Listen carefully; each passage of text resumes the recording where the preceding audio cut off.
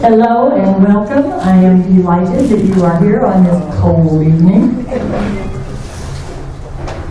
Before I have Siobhan come up, I want to make sure, I think most of you already know, but you know, when we had our November meeting, we had a little glitch with our videos, so we only got the first part of Ina's talk about her grandfather. And so what we did was we had Ina come to my house and I interviewed her. So we got more actually than she told us at the meeting. And it is now posted on YouTube. So if you want to see a little bit more of Ina's recollections of her grandfather, it's on our YouTube. Siobhan, I think, without further ado, I need you to come up.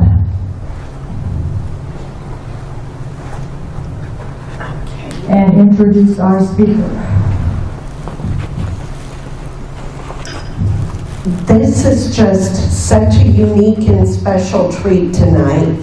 We have Jeff Lapidus coming up from Sierra Madre, which is down by Pasadena. He and his wife drove up this afternoon. And he is a Southern California photographer and book designer.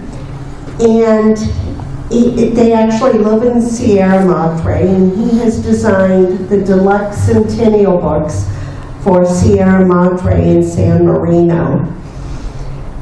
He is a fantastic storyteller. I think it requires a unique eye to see things with a photographer's eye, but it is even more unique to couple it with a great story. And Jeff has done a wonderful job in his book. The book is for sale for $40, contrary to my error in the posting. It's not $35, it's $40. But it is a delightful book. It's well done. I just cannot tell you how excited we are to have you, Jeff, and I will let you go through and explain what you're going to talk to us about. All right, thank you very much, Siobhan.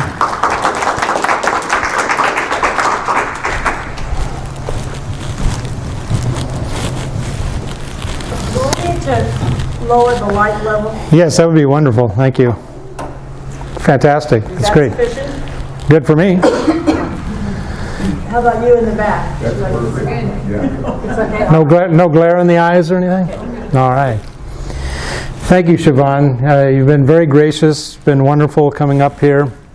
The weather is fine for us. It's okay. And not as windy as they predicted, so it's good.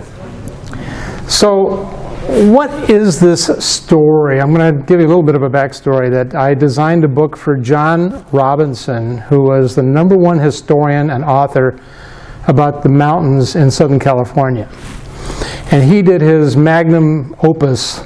Took him 14 years to put it together, a book on all the ways by land you could get to Los Angeles throughout history, from Indian paths to railroads to interstates, everything. But in that book that I designed and put together, there were some photographs by what apparently was a French photographer named Rudolf de Reus. And they were all taken in 1863, and it just piqued my interest as a photographer. Who was this guy going through in the middle of nowhere taking pictures of a whole lot of stuff? So years went by. I put the idea behind, in the back burner, and then I spent 3 years doing research to determine who this person was and what he had to go through to do what he did. So I call this Passage to El Dorado because El Dorado has a few meanings. One is riches, one is just the dreams fulfilled for people, or the yearning for those fulfilled dreams. But there's an actual place called El Dorado Canyon in today's southern Nevada. And it was the home hotbed of mining for gold and silver, and if that ran out, copper.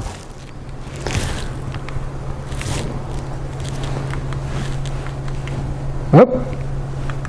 There we go.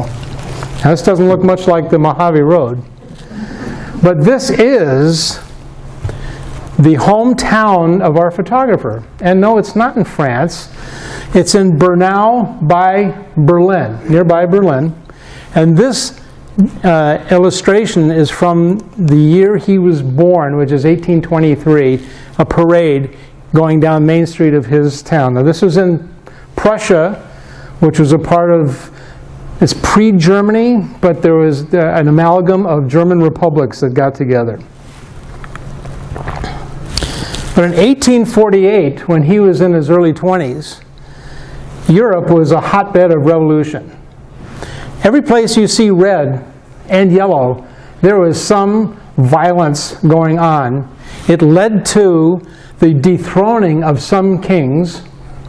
But just in the German Confederation, in the red outline, there were seven different insurrections in 1848. So I think our Rudolph Deroux said, you know what?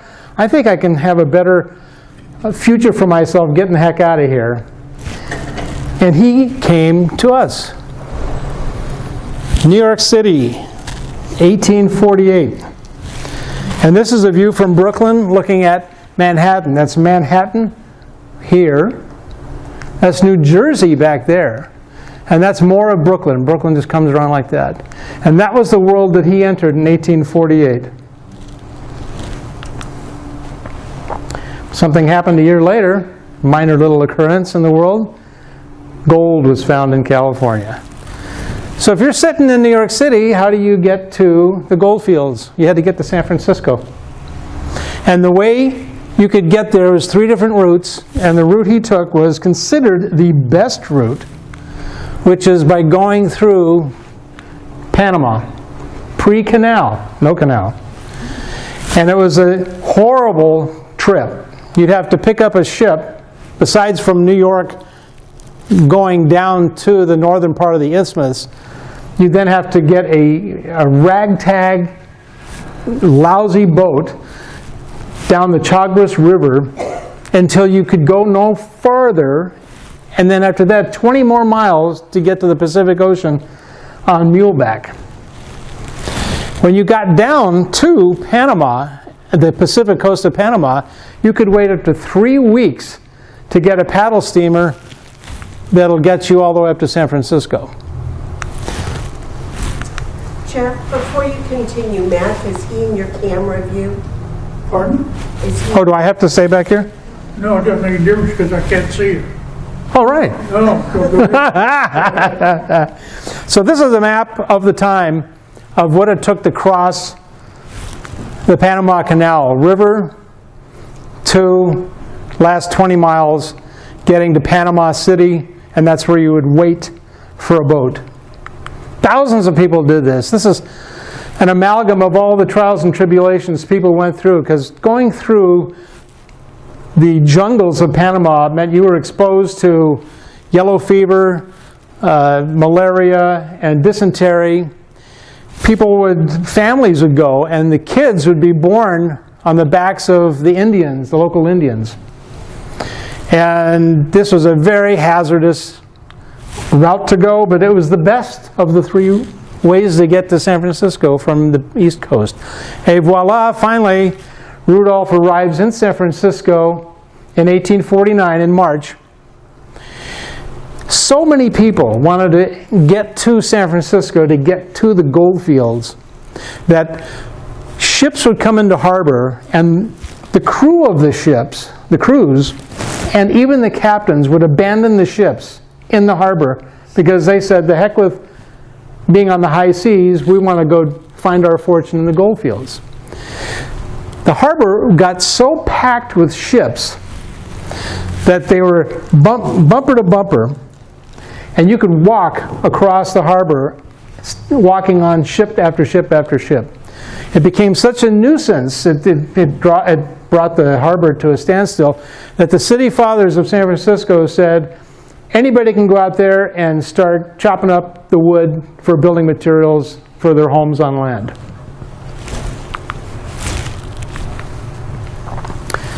Why am I showing a map of the city of New York again? It's because we don't know how well things panned out for Rudolph in the California Gold Rush, but evidently not good enough. But he came back to New York City, and in 1855 he became a naturalized citizen. But he had happy feet, and he had to go through Panama again, but something major had developed in Panama. There was now a railroad. So it wasn't nearly as hazardous or lengthy as before. So he came over to California again. He decided to become an engineer, a mining engineer. And he was in, let me do that. And he ended up in Butte and Yuba counties. Butte and Yuba counties. Became a quartz miner and went bankrupt. So he said, what am I supposed to do now? He actually ventured up to British Columbia, to Victoria on Vancouver Island, and he set up shop as an architect. But the local powers said, you know what, we need a new map and a new survey of our little space on the island. So he was commissioned to do this map. So now there's Rudolph DeRuse. We're talking about, and he signs this as a civil engineer, CE. So we have Rudolph DeRuse is now a cartographer, a surveyor, a miner, and a civil engineer. But decides to come back down to California again. Back down to San Francisco, where some capitalists heard about him because of that map making up in BC.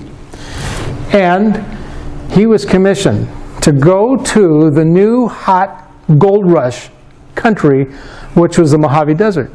That's how we get to the Mojave Desert. And he became the surveyor of the El Dorado mining district, which was El Dorado Canyon, which is, as I said before, in today's southern Nevada. It was Arizona at the time. So he comes on down. The way you got from San Francisco to LA was again by a steam paddle boat. That's how you did it. And the newspapers were full of 49 come again. Now we're in 1863. And this is the hot story for Southern California, and people came to Southern California for this. By the way, I want to step back, and during this time, you folks in Rosamond live in a municipality with just short of 20,000 people, I think. Well, the population of all of the county of Los Angeles at the same time was 4,300 people. That was it for the entire county.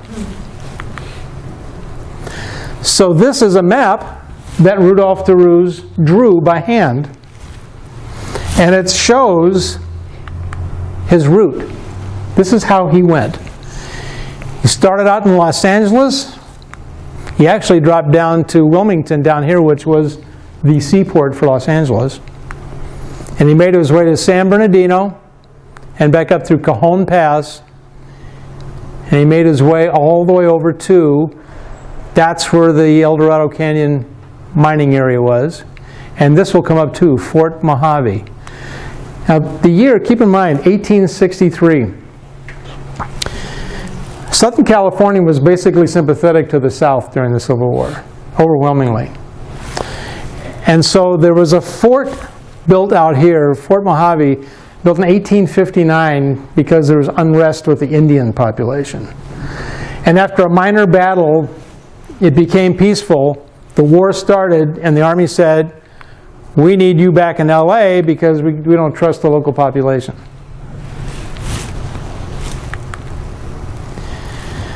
Anybody want to stagger a guess as to what they're looking at here?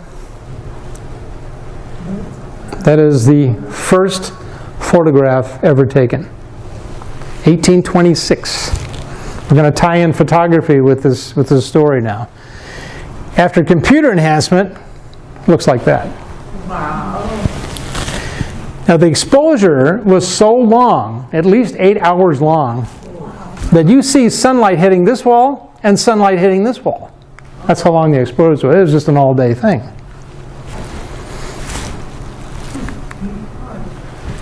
This is 1839 in Paris. My guy Rudolph had nothing to do with this. Predates him. But what this means by having a shoe shiner and his customer, this is the very first photograph capturing human beings. 1839. Now that's how new this whole process was. Now we're just heading into the 1860s, and this was the technology for Rudolph Dorado, a glass plate negative. Obviously very breakable. And it was an arduous task to actually take a picture because it was a technology called wet plate photography. And by a wet plate, there's the camera. That's a photographer and his wife/assistant. I have one of those. Oh, I'm sorry, photographer and brains of the business. That's more like it. Thank you. And this is probably similar to the camera that Rudolph had. And what we're seeing down here are the plate holders. And so you'd have to load this in a dark room and then cover it up with that cover, run it out to the camera and take a picture. But what made it even trickier is that it was all while the photosensitive emulsion on the glass plate was wet. Once it dried, it was no good. Couldn't take a picture with it. So you had a very limited amount of time between being in your darkroom, preparing that plate, getting it into the holder, getting it to the camera, which is already pre-set up. You'd have the focus already done. Take a picture, and again, before any of this dries, run it back to the darkroom and process it. That's what taking a picture was in 1863. No iPhones yet. It was so difficult. And here's the first shot. This is by Rudolph Dorado. And this is the Quartermaster's Depot at Drum Barracks in Wilmington. And it's, there's still some bits of Drum Barracks left. It's part of the Banning House down there, the Banning Museum. And one real interesting thing is, you see Mr. Horsey here. But what's this? It is the only photograph we have of an animal from the Army Camel Corps. And Rudolph Dorado took that picture in 1863. Here is San Bernardino. San Bernardino Mountains in the background, the town in the foreground. This is 1863, so this is 12 years after the founding of San Bernardino, founded by Mormons. But before Rudolph got here, that Brigham Young called back the followers. He needed people, he needed population in Utah to make statehood possible. 80% of the Mormons said, yes, sir, we're coming back. And 20% said, we're staying. We put too much into this place. But there was a fire sale for properties. It became a real bargain. But what ended up happening is the town just got run down at that point. So we're referring back to Rudolph's map. We did the San Bernardino, and now we're going to go through the Cajon Pass. And when you get to this area, Victorville is here, and Adelanto is right here, today's Adelanto. Here's Cajon Pass. Everybody had to come to a stop. It wasn't heavy traffic. It was the toll keeper. And he had to deal with the government. He kept the pass in good shape, and he was allowed to charge $1 per wagon and 25 cents for a man on horseback. This is called Forks in the Road. I don't know why it's not Fork in the Road, but it's called Forks in the Road. This is the precursor of the interstate interchange of the 15 and the 40 freeways. This was where the Mojave Road split off, well, continued, and the road to Salt Lake continued north. That went north. That branched off to the north. And keep in mind, in those days, as soon as you left Los Angeles, all of it was considered the Mojave Road. It was referred to as the Mojave Road. It wasn't like, no, just after you got through the Cajon Pass. All the way from LA. In fact, people even considered that the road continued all the way back to Wilmington at the ocean. So as we're continuing on the trip here, that's Fork of Roads. And we're going to go through Camp Katy. See, there's the Great Salt Lake Road going up here, but we're heading this way. Camp Katy, 1863. Military outpost. Again, to quell any Indian uprisings. Do you notice anything missing? This is a military installation. No soldiers. No soldiers. Why? They're in LA protecting the metropolis of LA. And I wouldn't be surprised if that was Rudolph's wagon, and he came with, there's a fellow here standing on the top, and there's a guy hunched down here with the tree behind him. This is Soda Springs. Must have been warming up because somebody tossed their jacket off. And Soda Springs was a very interesting, odd place because of the following story here. Now this is in the San Francisco Bulletin from July 31st, 1863. As we neared Soda Springs, which was in full view at that distance, we had presented to our vision a most beautiful city lying on the left of the springs. There we could see a long line of flat-roofed, turreted houses with their circular and Gothic doors and windows, long ranges of columns, dilapidated fortifications, streets showing plenty between the houses, a long row of clothing or hides hanging upon poles or lines. Away off to the right and the left of the city, suburbs were plainly visible, showing the houses and outhouses nearly covered with trees and vines. All along, in the front of the city, lay shipping and boats. The shadows of the trees, houses, boats, and now and then a half-submerged rock appeared plainly and beautifully in the calm, unruffled, and beautiful sheet of water lying spread out before us. The rest of our company rushed on to the water. I took my time and enjoyed the various changes in the city spread before us. It was one of the most complete deceptions I ever witnessed. As I came nearer to the apparent city, it wasted into thin air, such is life. That's how fantastic a mirage this place was capable of. This is Marl Springs. Water. This is the crucial element in traveling across the desert is water. The reason the Mojave Road was a success is because water was available in the form of springs like every 30 miles. So that was 2 days of travel. Stocked up water for one day, you know you're going to hit water on the second day. Here we are at Rock Spring. These gentlemen are workers and executives and managers for a company called the Philadelphia Company. And they were out there just like Rudolph trying to find gold and riches.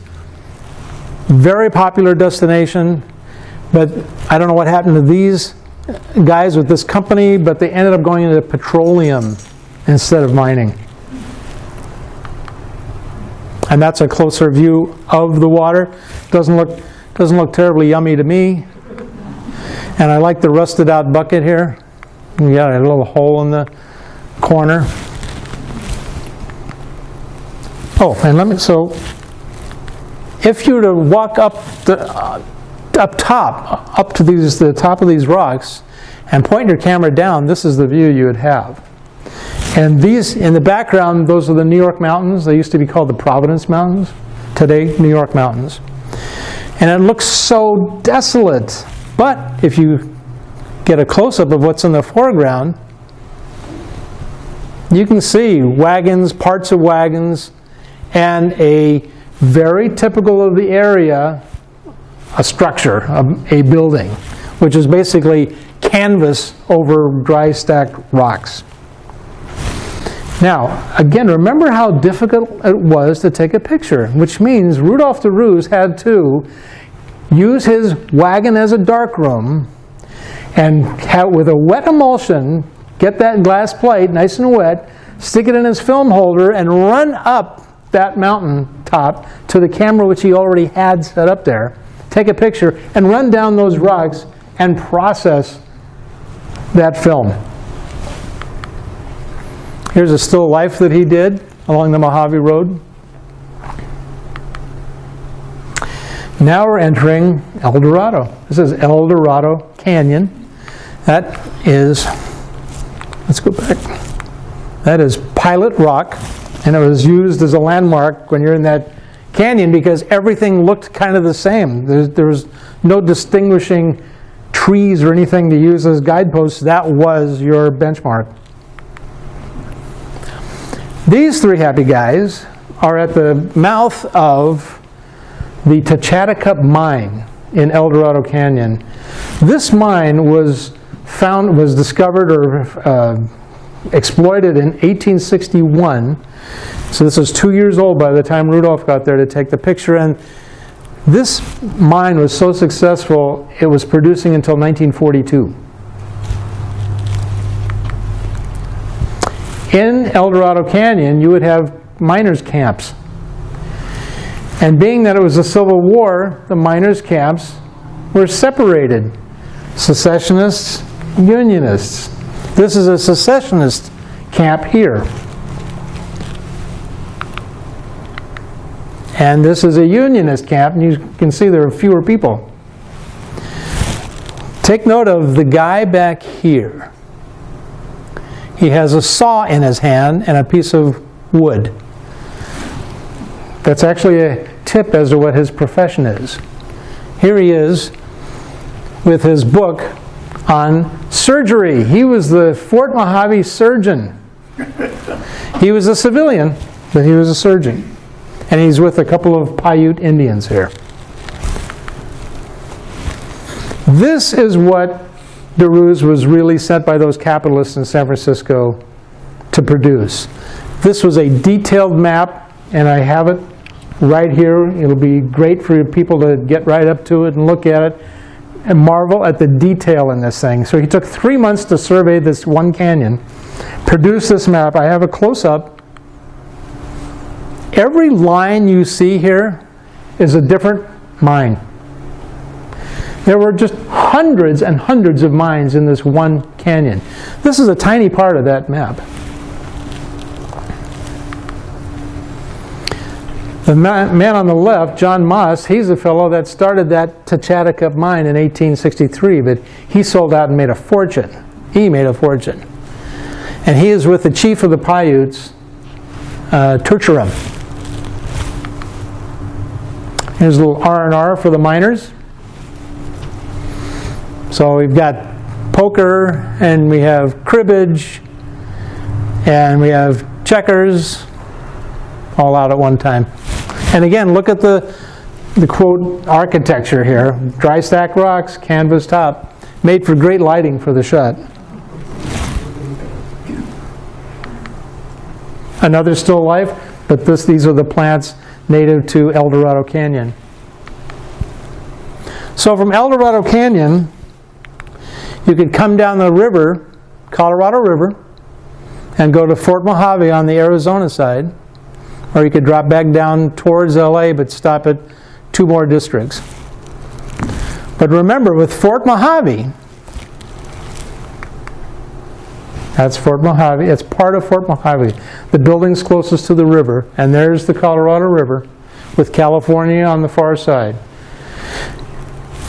When the soldiers were withdrawn from Fort Mojave in 1861, they left one white man there to hold down the fort.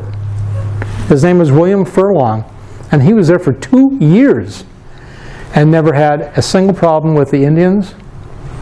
And he maintained the fort, And what happened after 2 years, 1863, around the time that Rudolph was going through? At that time, there was a new military group called the California Volunteers, and they would fill in for spaces that the U.S. Army couldn't handle on their own, and they are the ones that end up manning the fort. Now this, I'm breaking away from Rudolph's pictures for a second here. How did you get across that river from California to Arizona? This is how you did it. This shot was taken much later. And then what happened to all the ore that you were mining? How are you getting that to civilization? Colorado River. They had many ships like this that would go down to the Gulf of California, around Cabo San Lucas, and up to San Francisco. Back to Rudolph's photographs.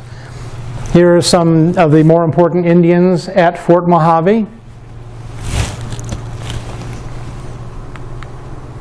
And this is the commander, Captain Atchison, with the California Volunteers, with his orderly and clerk.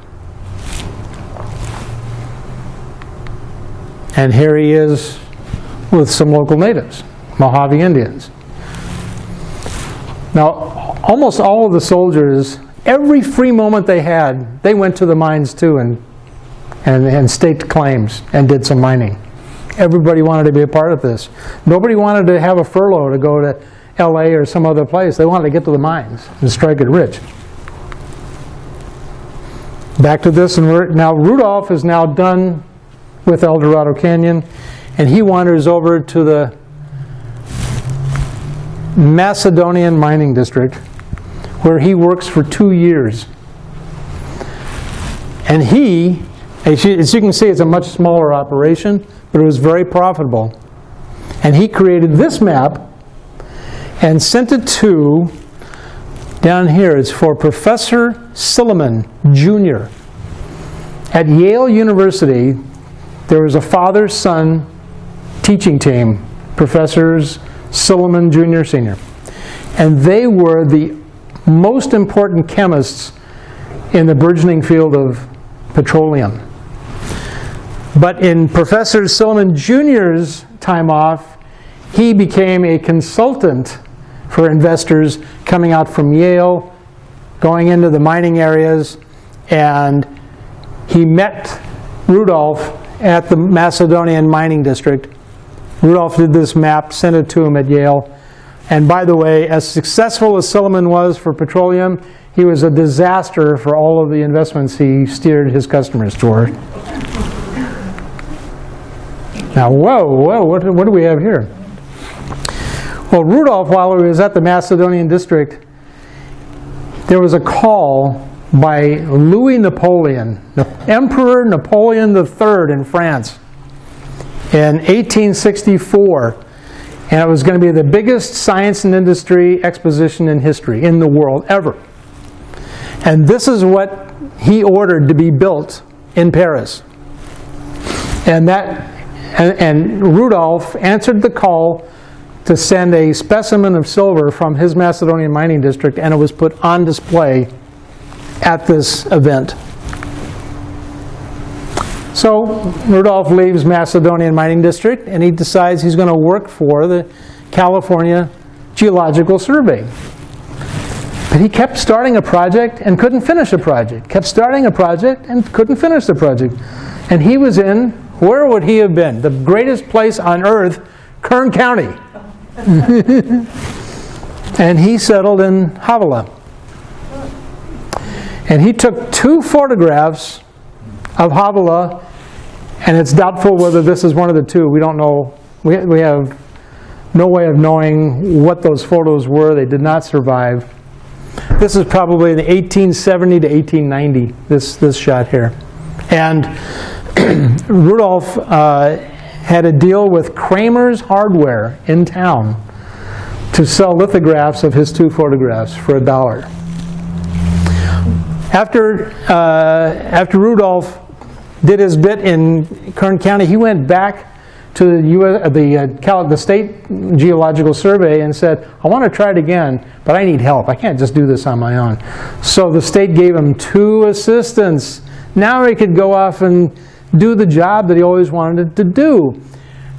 But they gave him an area of the eastern Sierras all the way from Mono Lake to Tehachapi. In the 1860s, you got to cover a lot of ground. But he completed his job, and he discovered 2 groves of tule trees that was, to that point, unknown to white people. And so when J.D. Whitney, the state geologist, published this book, Yosemite Guidebook, he included a big thank you to calling out Rudolph de Roos for discovering these 2 groves of trees. While he was doing that survey, unbeknownst to him, a patent application he had mailed into the government had been approved. Now, de Roos air treatment, what the heck is this? It was a way to speed up the fermentation of wine, and wine was becoming a new big industry in California. And what the odd thing here is, why the heck, what's with the address? Because by this time, he had left California and had gone back to New York City. This was the first of 21 patents that he ended up holding. And like I said, he's back in New York City, where in 1896, at the age of 73, he took a fall in Yonkers, New York, just north of the city, and he cracked his skull. Lived on for 3 days at the Yonkers hospital, but he passed away. While he was in New York, he belonged to a new society. It was a cremation society. Cremations were a new thing. And of course, there was a huge backlash. Most Americans thought that that was, an abomination to burn a body. But that's what ended up happening with him. He was cremated. Now his photographs. His photographs took quite a wild ride as far as who they ended up with. Too much detail there. It's in the book. Excuse me. But in 1942, the Museum of Modern Art in New York decided to put on a show, the photographs of the Civil War and the American frontier. Who was the curator of that show? Some guy by the name of Ansel Adams. 1942. And so in that show, they were showing Curtis, Matthew Brady, Timothy O'Sullivan, all the absolute greatest names, and included in this show 5 prints by Rudolph de Roos. And this is the book that I have here, and it entails all of the photographs known to exist for Rudolph de Roos and the whole story of him, the trip, and what life was like in 1863. And I thank you very much.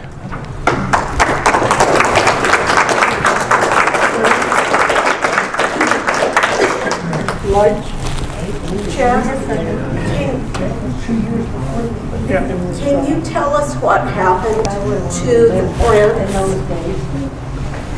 What happened to the prints? To the prints. Okay. He didn't think much of the prints. He never took any commercial advantage of any of these photographs. I don't even know if the capitalists in San Francisco ever saw them, because they wanted that map. That's what they wanted. So there was an assistant to Whitney who did that book for the California Geological. He ran the Geological Survey. He had an assistant named Brewer. Brewer ended up becoming a professor at Yale also with Stillman Jr. And Brewer knew about de Roos because of the intersection with the Geological Survey. And he had heard that, he hadn't met Rudolph, but he had heard there are these photographs. So he searched like heck to find Rudolph de Roos. Unbeknownst to them, one was in New Haven, Connecticut, one was in New York City. They were so close. But after Brewer kept nagging Whitney, hey, where is this guy? they finally got together in the form of writing letters, and DeRue sent to Brewer 44 prints. 3 of them are duplicates of other images, so there are 41 unique images that went to Brewer, which then went into a collector's, the Brewer papers went into the collection of a private person, and then he ended up donating them to Berkeley, to University of California at Berkeley. But there were more fantastic prints, again, of only the 41 scenes, and that ended up in the Horace Mann Jr. collection, which in turn ended up at the University of Michigan, Ann Arbor. So between those two places, I pulled together, the best of each place to present, the best possible rendition. And there is so much Photoshop work done on that, but Photoshop to maintain the original integrity of the pictures. There is nothing screwball, flashy, about the Photoshop work. It was to just repair what damages in the prints. Sometimes the prints were literally taped to something, and so you had tape residue, and I was able to have people take the residue out, and you could see what was behind it through Photoshop. Amazing. So, and the prints are only like 3.5 by 4.5 inches. They had no enlargers in those days. You can blow anything up. Whatever size print you wanted, that's the negative you shot in the camera. And there were cameras. The picture of the Golden Spike being driven at Promontory Point in Utah? That camera had a negative that was 6 feet across. It was put together for the sole purpose of taking that one shot, and it was destroyed after that. I mean, we couldn't do anything with it. It was too huge and big, bulky thing. So it was very common for the top photographers to shoot with view cameras that had negatives 14 by 17 inches. I mean, you just can't find any of that stuff now. But Curtis, when he shot the Indians in the Northwest, he used 11 by 14, 14 by 17, 8 by 10. And today, 8 by 10 is the limit, and with digital, that's dead too. So, yeah. And then what did they do with the plates? The plates, have no idea what ever happened to the plates. My guess is Rudolph DeRuse is tired of California. He says, I'm going back home to New York. Paper prints weigh a whole lot less than glass plates. Very sad story about glass plate negatives in general, and that is 80% of all pictures taken during the Civil War on these glass plates. Those plates were then used for greenhouse glass for people to make, and the sun would bleach out the images. So 80% are lost forever. It reminds me of silent movies. 90% of all silent movies are lost forever because nobody cared. In those days, it was the studio would send prints out, and they didn't care if they ever got them back. As long as they got the money for the box office, they didn't care about the prints. Yeah. Jeff, Hi. In the Havilah Weekly Courier. Yes. And he called the 2 shots of the town, one on the north side, one on the south side, Right. lithographs.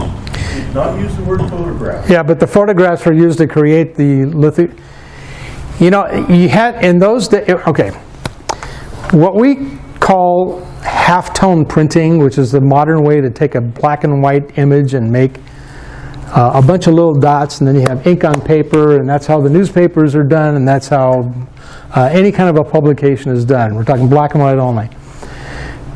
That only came about in the late 1890s.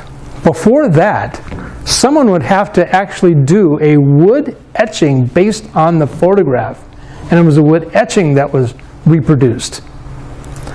And it's funny, and the Wall Street Journal now is kind of a throwback, because you'll see not photographs with like the author's picture. It's just like a wood engraving, and they hung on to that, nostalgia. I don't know what it is, but that was photography reproduction was not as we think of it. They're etching. They were just etchings with lines. Yeah. So the Havala lithographs would look like that. Yeah. So the Havala lithographs are probably 2 pictures on a single piece of paper that he charged $1 for. And what happened to the photos? Who knows? And plus, and also, don't forget, glass plate negatives are fragile. They could have all broken. Maybe he made an attempt to ship them to New York, and they all, he ended up with a trunk of broken glass. I don't know. Any more questions? No. Greg? Whoops, mention if you can once again. Oh, no. Well, one last thing is, you can come up here and take a look at the map of the Mojave Road, the way DeRue's went, and the way the interstates are now. And again, this was the map DeRue's made of El Dorado Canyon, and you can look at the excruciating detail on the thing. I mean, every building is indicated on here, everything. Okay, next month we're going to have Bob Alvis come and speak on trains, and he has a program, oh goodness gracious, that goes from Mojave up through Boron and that direction. Goodness gracious, I should have paid better attention. But anyway, it's Bob Alvis, it's like, saying the rock star is coming. But he's got 2 names. But thank you so much, Jeff. This has just been delightful. And once again, his book weaves those newspaper articles and that story through those pictures. Yeah, the book is an immersion into 1863. That's that was the concept of the book. It's not new history written about it where we whitewash it one way or the other. No, this is how people wrote about their experiences at the time. Yeah. So thank you. You're welcome. Thank you very much. Thank you very much.